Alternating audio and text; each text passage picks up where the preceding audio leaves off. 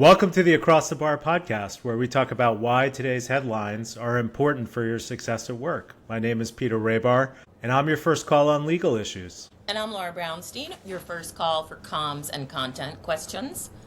And I'm trying out a new lighting situation today, Peter. What do you think? Yeah, I think it looks great. I think two lights happening. The lighting's I had the bright. window closed before we started. You didn't have to yell at me and tell me to.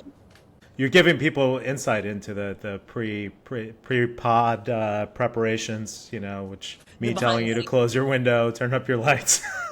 Yeah, we're exciting. Yeah, well, it's an exciting time in New York, so we're just trying to match the energy. You can feel it, can't you? Totally.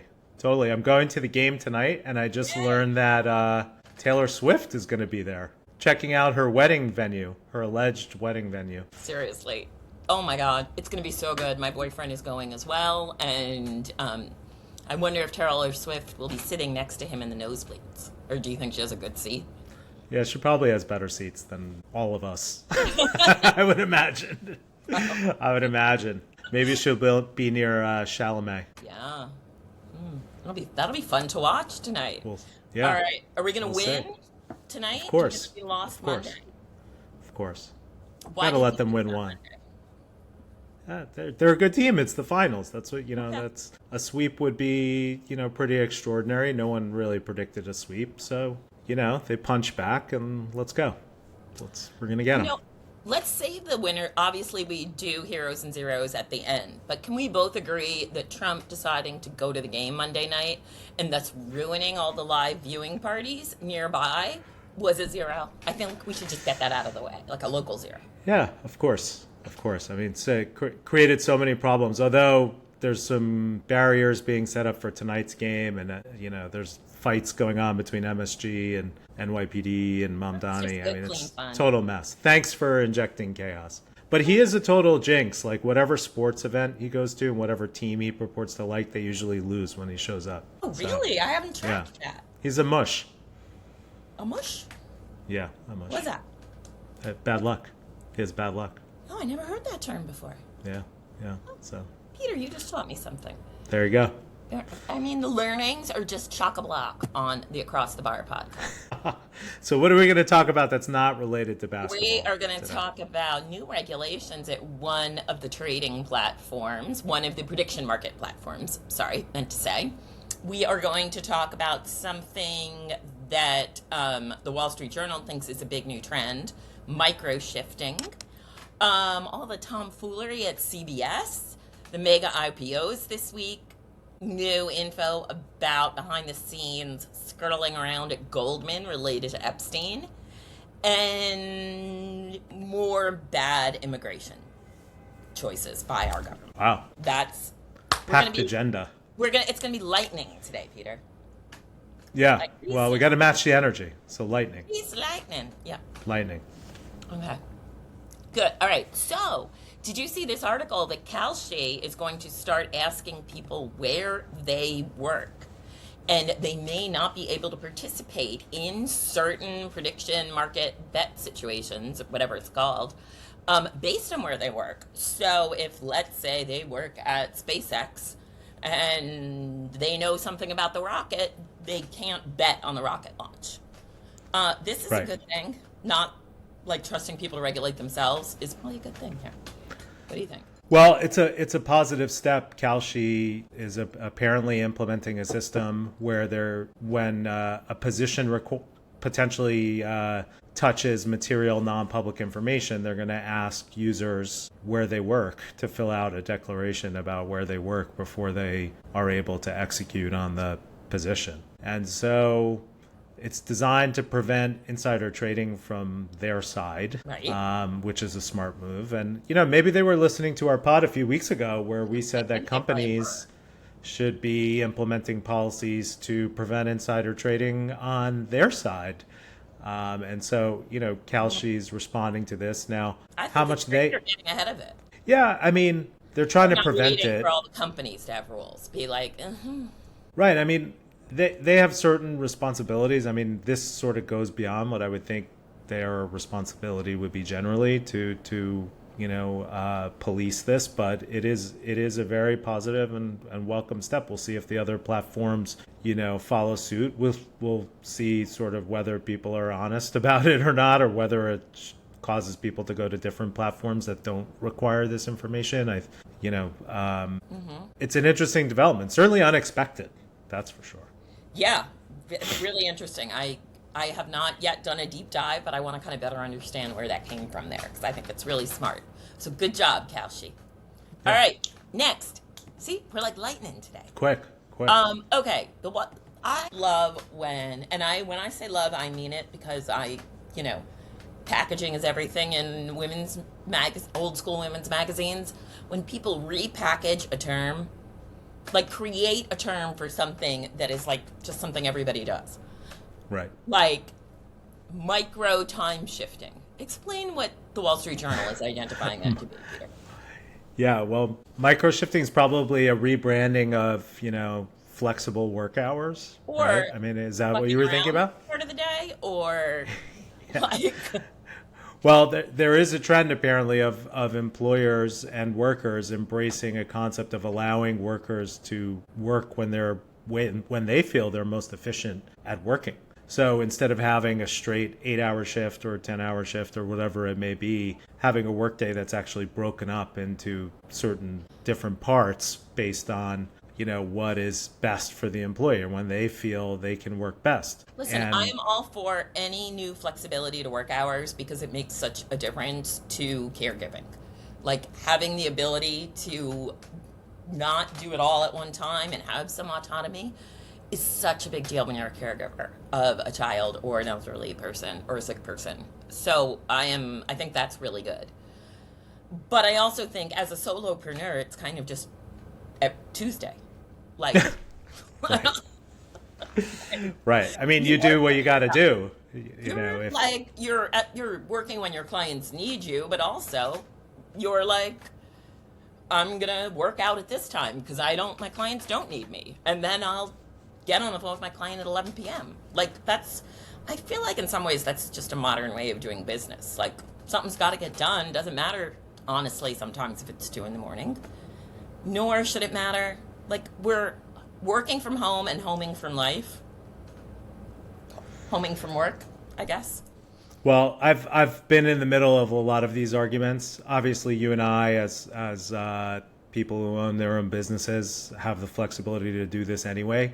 I think it's very tough to pull off in a corporate environment, especially these days where the movement is back to 5 days a week in the office, making FaceTime again and putting in the FaceTime. Look, obviously you're going to have a boss and your work hours are going to be dictated by what they want and what they expect. And if they need you around and they want you around, telling them that, a 5 p.m. meeting is not your optimum work hours is not, career enhancing, as I would say. It's just not going to fly. Now, some companies are more flexible about it, and there still exist certain jobs. Different at different levels of your career, how particular you are. Like every editor-in-chief I've known made their own hours to some extent. Yeah, but still they were running the show.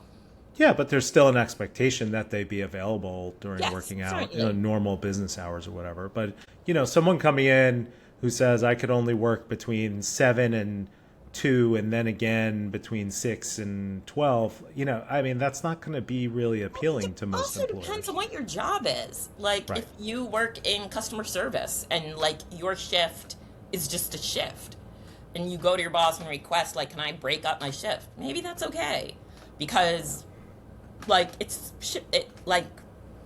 you could share a shift with somebody to make the hours work. I think that there are jobs where that kind of creative scheduling can work. Right. I mean, I as I said, I've been involved in a lot of these discussions. Some of them are focused on, as you mentioned, childcare issues. I've been in discussions where people try to block out a few hours in the afternoon to deal with childcare issues and then get back on afterwards. So, some employers are tolerant of that, some are not. I suggest if it's something that's important enough to you and is going to have that time. Yeah, have a discussion. Well, yes. be aware of what you're entering into, and don't expect that you could take a job and then change it. That's just unrealistic. But also know that if your boss changes, things may change. Like a friend of mine just got a new boss, and that boss likes for them both to be in every morning at 6:45 a.m. Honestly, Yeah. I don't know if I could do it, but she's like, "This is the job." Okay. I know certain people, certain listeners of this podcast have very similar rules to have people in very early in the morning. And Really? a good tip for career advancement is just to really have a strong handle on what your boss's expectations are, particularly with availability and schedules and things like that. And Yeah. the best leverage you have to have a conversation about an accommodation is just to be a really strong performer, someone who's really essential and who's Yep, well said. shown themselves to be responsible. Part of it is trust. The manager is going to listen to your request and think, is this person scamming me, or are they actually going to be responsible about this? Are they actually going to come back online at 6, or are they just going to start, drinking wine or whatever at 6 o'clock and pay 50% attention to me? So I think, sometimes you come into a job, you know what it entails, but then your life changes and things change. Yeah, And that's true. if you're a strong performer and you're someone who could be trusted and reliable, an employer may be more, receptive to this type of request. And from an employer's perspective, I've advised employers, if you can do it, it's probably the best. It's a free way to make someone happy. It's the best employee retention device you could Totally. possibly have, is to do something like that. Good advice. All right. So yeah. All right. We talked about that. Okay, the Goldman stuff going on at Goldman Sachs. We have talked before about how one of Epstein's closest advisors, Kathy, how do you say her last name? Rumler, was very senior at Goldman Sachs, or is still very senior at Goldman Sachs. general counsel. Yeah. Yes, I misspoke. She is still the general counsel. And there's been a lot of hypothesizing about why is David Solomon, the head of Goldman Sachs, keeping her around.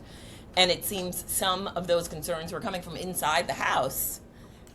His chief of staff pushed back and thought this wasn't a good idea, which you had been saying for a while. There had to be someone pushing back, right? Yeah, I mean, there was a couple pretty crazy developments in this story this week.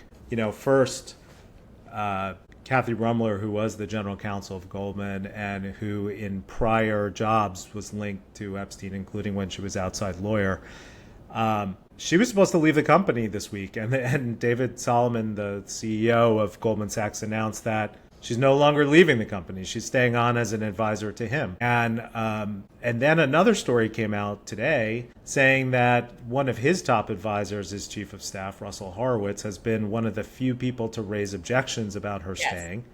And that the topic of her staying or leaving is basically taboo in the firm. Like, no one's supposed to raise it. What does she have on him? Does she have pictures of David Solomon with goats? Like what? With goats? That's just what I was gonna say. Is that your animal of choice? Goats? In that moment. For that purpose? Yeah.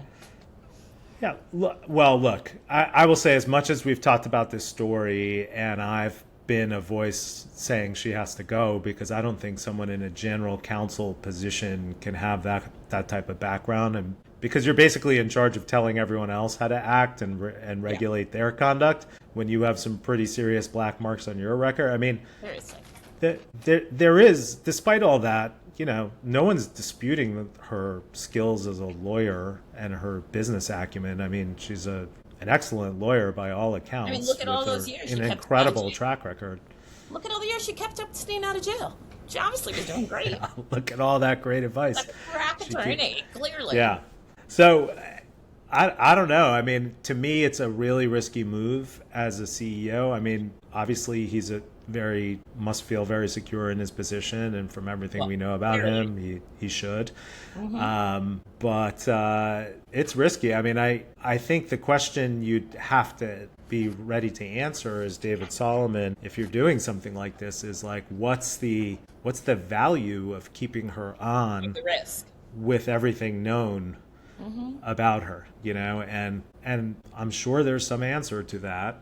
And it's probably something like, this will go away with time, and I run the company and I can do whatever I want, and Everyone I should value just her fuck advice. off. Yeah. And she didn't do any of it while she was here. Maybe might be the answer. So I don't know. Okay. I think it's very curious. By the way, there's plenty of other good lawyers out there, and No, there's a they're, he is sticking. so like, to the extent he needs one, he could probably find another one that doesn't have this baggage. I hope frankly. it all becomes revealed at some point. That she writes like a tell-all, something. Call us. Okay. Call us. Okay. Let's talk about the tomfoolery going on at CBS, from the Scott Pelley firing, which we talked about a little last week, to Leslie Stahl staying, and you sent me an article today that says that Barry Weiss is barricaded in her office suite. What are they doing over there?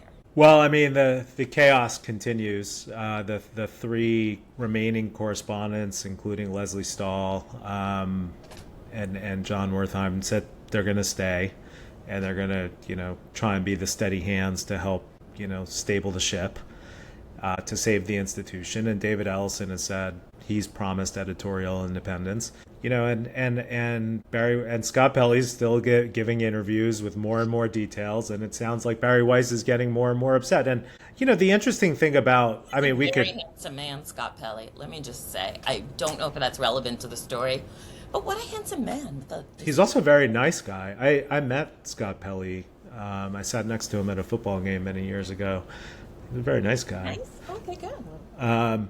Giants but- fan, Jets fan. I don't know. I don't know. It was not a Giants or Jets game. I will say, the interesting thing I thought, though, was this, like, Barry Weiss barricading herself in the office, if that's true. If you're a leader in a time of chaos and sort of, public disrepute But they and always pressure. barricade themselves. Well, that's not true. What's the right move? Is the right move to barricade yourself in the office, or to be out course amongst the people? I mean, The that's right really... move, in my opinion, is I am a big fan of new bosses doing small listening lunches with different small groups. I think the really engaging small groups trickles out, and people feel seen by a boss more than in a big whole company moment or whole show moment. I 100% agree with you, but most bosses, when they are new and feeling under the gun and in trouble, barricade, from my experience. Right. It's a sign of weakness. I mean, it's a real sign of weakness. And I've thought about, I've worked with some managers who had that approach, and I could tell you that it did not have good endings for them. And one of the things cited about them from their employees was the fact that they barricaded themselves in the office. They weren't viewed as accessible. They weren't viewed as, being in touch. I mean, it sends a lot of bad messages, right? Like, one is that, like, you're afraid. Two is that you don't actually know what's going on. You're just getting whatever's, like, filtered through your moat into your office. Yeah. And so that you're not really interested in, like, resolving anything with anybody. And so employees see that, and they just so people understand, I think they do, but news tends to happen in very sort of open working environments. Yeah. You're in like a newsroom, like a bullpen, it's called usually. Yeah. So while, people coding, their boss maybe doesn't need to be like out and about because they're all just like this, but in a newsroom, people are very like engaging with each other, and conversations are going on across desks, from my experience. Wouldn't you say? Yeah, I mean, I've always found that newsrooms are quieter than I've expected them to be, but yes, I mean, there's constantly people talking, going to each other's desks, meeting, collaborating. It's a very important part of it. But I think leadership generally requires presence, and it doesn't mean you have to be present everywhere all the time, but certainly, it's an important trait. It's something people look for. So it's if something you are a people leader expect. at a company where the CEO is doing that, Like, say you're, an SVP someplace and the CEO is starting to do this kind of thing, like act a little squirrely. What's your best move to your team? Like when your team, like I have been in this situation several times where like your team is saying, what's going on? Why are we not seeing this person? And you Right. have your own opinions, but you are a leader at the company and you should act that way. Well, certainly you shouldn't be, contributing to the gossip or, talking negatively. Also, I would, don't lie if you can just walk out. yeah, I would probably seek out opportunities and work with that leader, to get them more time with your team, and also make sure you're spending more time with your team. I mean, to the extent that they, crave that type of contact, provide it to them, and also be in constant touch with that leader, whether it's a CEO or a division not always president or whatever. Yeah, That's well, not you always you could always like share, information from them and say like, oh, I met with so and so today, and here's what we discussed. Okay, Like just but like when Adam Newman was wandering around in the village barefooted, and the 50 people on my global team were saying to me, Laura, is everything okay there? I wasn't like, yes, everything is great, and I'm gonna let Adam know how good our social media is today. Yeah. Like he wasn't like looking for texts from me at that moment, That's a pretty extreme example, though, don't you think? From experience, I don't know. So what would you say when they ask? Would you be like, he's out I would thinking of say- the next billion-dollar idea? I would say, I mean, at some point there, I did say to the team, no one here builds desks. We should all be realistic that this is a time of turmoil in the company, and you should think about your options because we have no idea what's going to happen here. But I would also say, listen, this is a successful... Pretty extreme.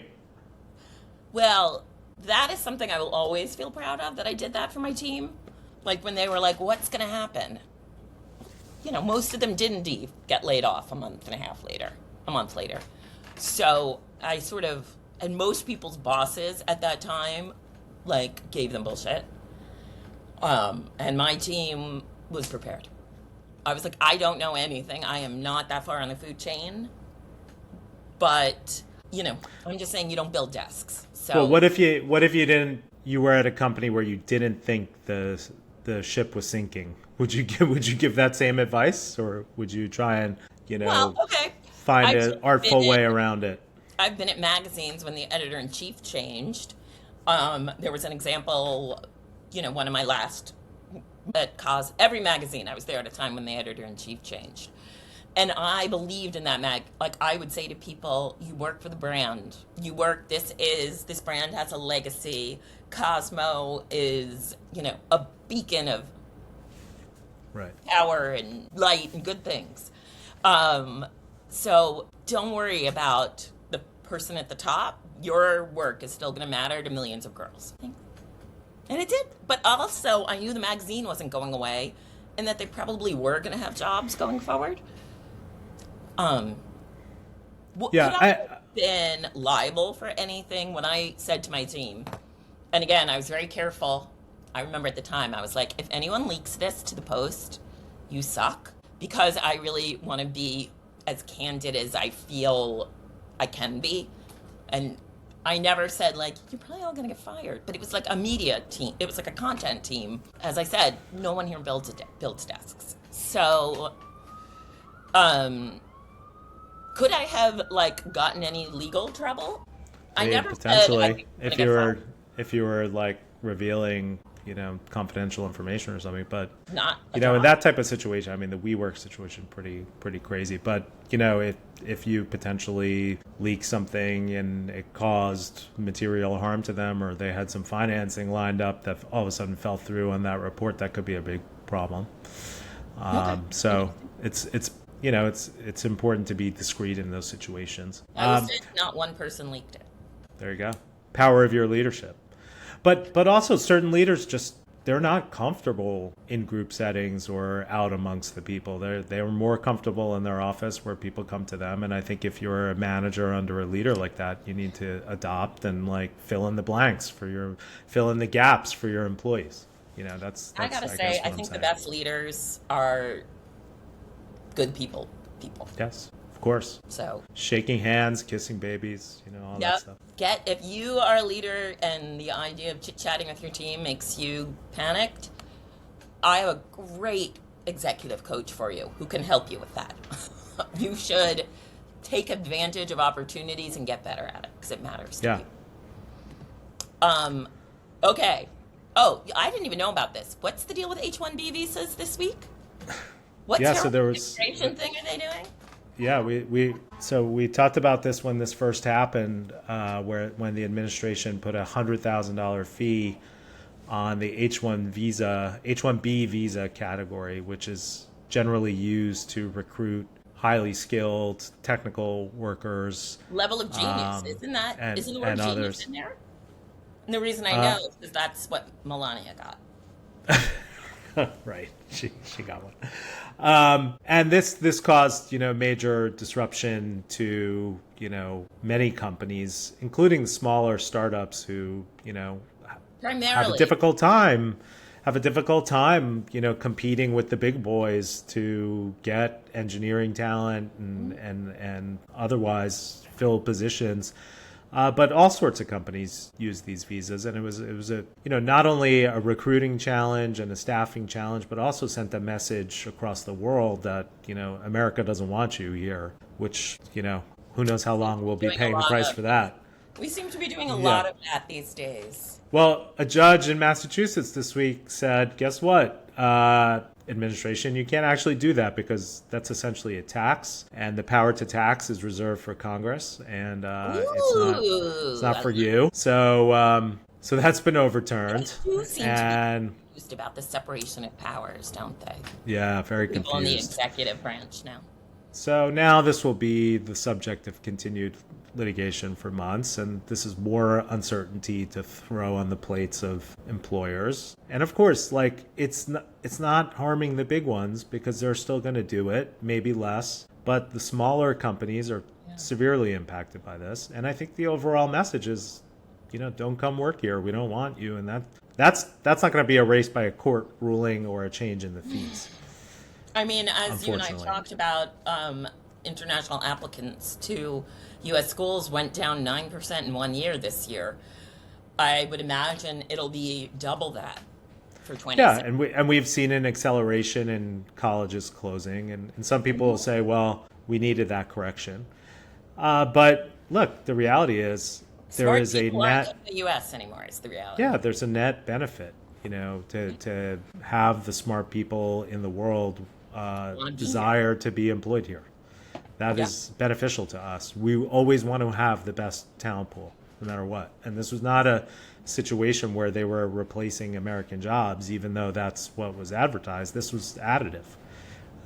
So hopefully, this could get back on track. But for now, it's probably just going to be tied up in litigation because that's the strategy, is just break, get tested, get sued, keep fighting. It's a tremendous waste of resources. Well, good for that judge and bad for our tax dollars. Right. Yeah. All right. One of my favorite topics that you brought up to talk about today, out of office emails. Yeah. It is a perfect thing to talk about on the, eve of summer. Aren't we already in summer? Is it it's No, June? it's the 21st, right? Oh, The okay. equinox. There's a lot of confusion. Some people think Memorial Day means summer. It's kickoff of summer. Well, Equinox. meteorologically, it happens on June 21st or 22nd.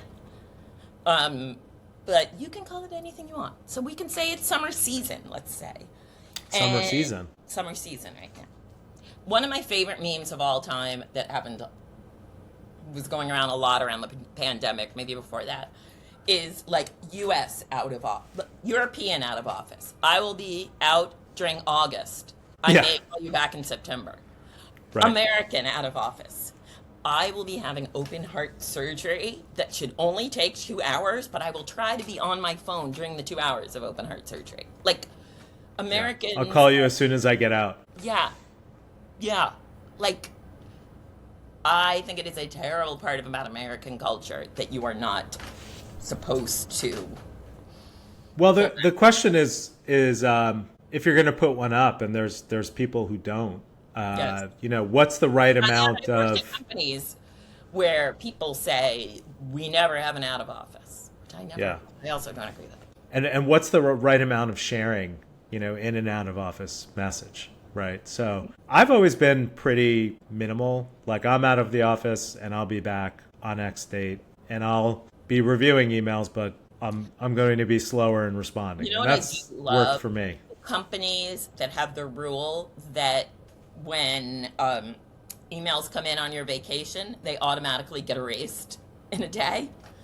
So I've seen the out of office of the way our company, handles PTO. These emails will self-destruct, will get erased after, before I'm back. So I've never seen that. back I've out. only heard of it. I've never seen I it. love please reach back out to me after this date. It's so good. Yeah, I mean, there was a reference to people who delete every email that gets sent after the out of office, and like I was just out of the office last week, and it was clear that some people got the first one and then just blew right through it and just like, here's 12 more emails for you. But do you think it's different when you're again working for yourself? Yeah. I used to have on my emails when I worked in magazines and people had a sense of humor. My out of office would be like, I'll be like away these dates, contact this person for this. And if you deeply feel you are having a crisis, you can text me at this number. But do you think it's appropriate? I've seen some out of office emails I where think that didn't get a laugh at all. But go on. Yeah. Some out of office emails where the person's like philosophizing on the importance of taking time out of the office, and it's like 2 paragraphs long. No, But fuck you. not for you. Do you like that? No, I hate it. Okay. I don't. I think that's oversharing. Yes. I thought you meant by oversharing, like, I have to be out because I need to have a bunion surgery. Like, that kind of oversharing. That would also be oversharing. Yes. Yeah, we don't need to know about your feet in your out of office email. Yeah, exactly. And then there are like a lot of lawyers I deal with send, like if they're out for a few hours, they'll put it on and say I'm in a meeting or whatever. I mean, I think that's oversharing too. Frankly, but maybe if their there's clients a need that. deal or something, sure. I will say, the campaigns usually run on Signal, and you change your name on Signal to out of office. So, like, there's a way for people to know, and political people definitely do it during the end of a campaign. If they're, like, going to be on a plane and not have service for an hour, they'll be, like, out of office for the next hour. Yeah, interesting. So you're saying there's like industry specific or field specific There's norms. expectations. I think you should know the norms of your company and your industry. If you do breaking that's good. news, like when I worked at Extra, if a celebrity died, you were like going into the office. Right. So know the norms of your industry. And, usually I would recommend to operate somewhere within the norms of your industry.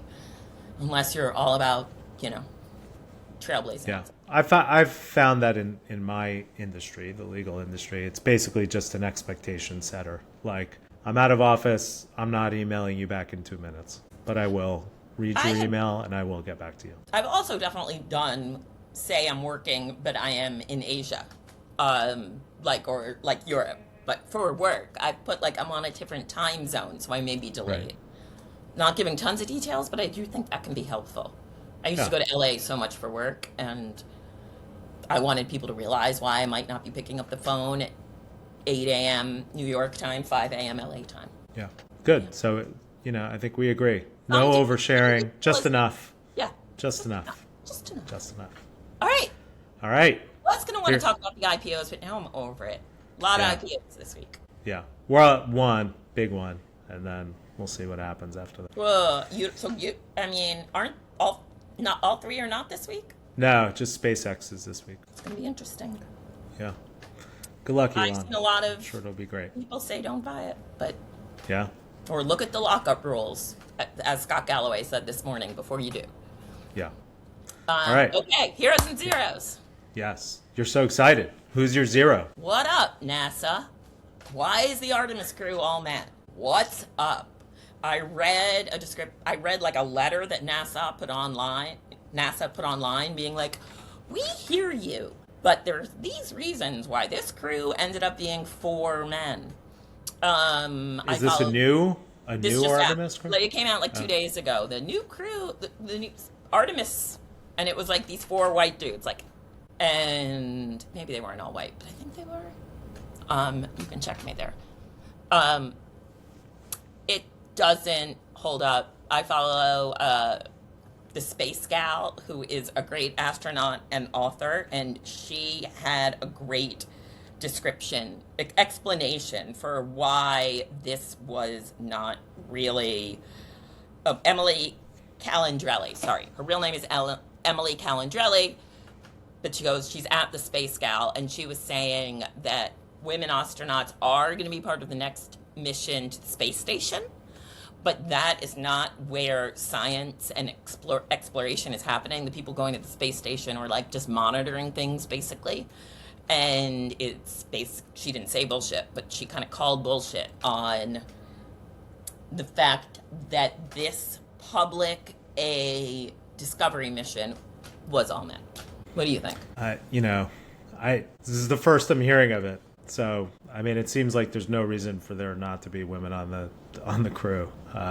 There's certainly plenty of qualified, excellent female astronauts. So, but I don't know how they make selections for astronauts, frankly. But it's certainly been a while, I feel like, since an important mission has not had a woman included in the crew. So, oh, and I was wrong. Just so you know, it's not all white men. I'm sorry about that. There are 2 white guys, 2 non-white guys. So, okay. I was wrong. But all right. It just feels like at this time in the world where women are being encouraged to be less ambitious, NASA not having a female on this mission is just it's a bad image. It's a bad look. They should have known better. Agree. If I was their comms person, I would have been like, Ixnay, bad idea. Yeah, exactly. NASA, call me. I can help. What's yours? Well, my zero and my hero are related to the same topic. So my zero is the U.S. Department of Homeland Security denying a visa to a Somalian referee in the World Cup. Why did they do that? And there's no reason provided. This guy, Omar Artan, is a legitimate, recognized referee sanctioned by FIFA. He was awarded the Referee of the Year in Africa last year. He was coming to the U.S. to referee in the World Cup, and he was detained in the airport for over 11 hours and interviewed, Whoa, that is bad. And then denied entry, and then sent to Turkey. Crazy. And then sent what? To Turkey. But look, is he Turkish? No, he's Somalian. Why'd they send him to Turkey? I don't know. They're not answering any questions about it. They're supposed to provide visas, to all people involved in the World Cup. They've now denied a visa to this referee. They've denied visas to certain members of soccer teams. I mean, it's a whole fiasco. We're taking what should be a great global international event and just injecting a lot of stupid politicalization. Just kind of being Trumpy about it, I think is the best way to say it. Yeah, and obviously this administration has a very strong anti-Somalia, position. Right, Ilhan Omar. Yeah, so they like to make public enemy number one. Yeah, but at the same time, I would like to say my hero is the World Cup tournament, which starts tomorrow. Are you a big soccer guy? Huge soccer guy. And it's a great tournament, and I just literally can't wait for it to get started because I think there's been so much negativity around how the administration's been dealing with it, about the ticket prices, etc. But I think once the games get started, the excitement will just take over, and I think the storylines will be totally different. So tomorrow's kickoff can't come soon enough, and it's a great tournament. The U.S. has a great team. Let's hope they do really well. Are we going to do well? We have a really good team. We have a really good team. Our first game is against Paraguay, and we're in a group with Australia and Turkey and Paraguay. And so we have to finish first or second in that group to advance. And we have a very good chance of doing that. A lot of people expect us to do that, and then we'll see where it goes from there. So go USA, go World Cup. Everyone should watch. Go to a match, go to a watch party. It should be really fun. Yeah, it's a very fun time in New York City right now. Yeah. Well, this is across the country, so it's going to be great. And Canada and Mexico. Yeah, fun. So who's your hero? The Knicks going on and the World Cup right here. It's a good time. Yeah, it's exciting. Mine is random, but I saw something I thought was so interesting. A friend of mine, someone I haven't seen in years, just a former colleague who I liked a lot, Nikki Bernstein, works at Google.